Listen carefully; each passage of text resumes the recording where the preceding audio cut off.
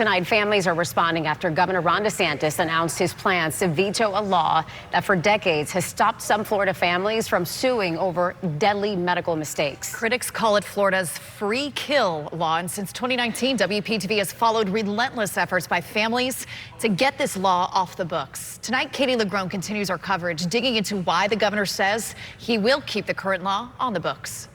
I'm really disappointed we've come so far. Sabrina Davis and Cindy Jenkins are feeling devastated but determined. We are feeling discouraged, but we're not going to stop. We fought so hard for this. They are among families in Florida who have aggressively fought to end what they've long dubbed Florida's free kill law. The 35-year-old law, known formally as the Wrongful Death Act, prohibits families from suing for non-economic damages if an unmarried loved one, 25 years or older, unexpectedly dies from medical negligence. Florida is the only state with such a law on the books. For Sabrina, she said the law kept her from getting justice after her father died of an undiagnosed blood clot while he was in hospital. For Cindy, she's been fighting since her 25-year-old daughter died in a hospital after what she says was a misdiagnosed brain injury. These families have come to Tallahassee for the last 35 years. This session, after years of failed attempts, lawmakers in both the House and Senate approved a bill to fully repeal the law. But during a press conference on Thursday, Governor Ron DeSantis announced why he plans to veto it. That's going to lead to a flood of lawsuits against practitioners and against hospitals.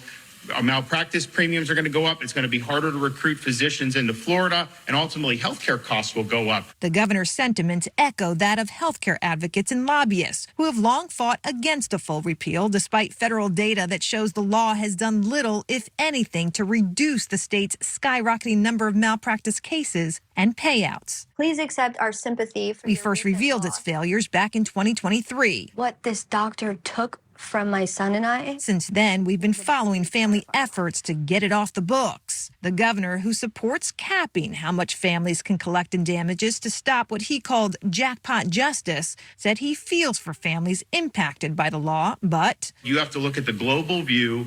What is it going to do for the overall access to care, prices, the willingness of physicians to come here? while lawmakers voted overwhelmingly for a full repeal, if they will try and override the governor's expected veto remains to be seen. In an email, a spokesperson for the Senate president said, quote, he is not planning to weigh in at this time, leaving families wondering if the lawmakers who fought with them this session will keep fighting. The people have spoken. The House has spoken. The Senate has spoken. I hope they stay true to their original vote and they do stick to it. But honestly, I'm unsure what will happen next. It will take a two-thirds majority vote in both the House and Senate to override any veto from the governor. Since Governor DeSantis took office 6 years ago, lawmakers have not even attempted to override a single veto. I'm Katie LeGrone, reporting.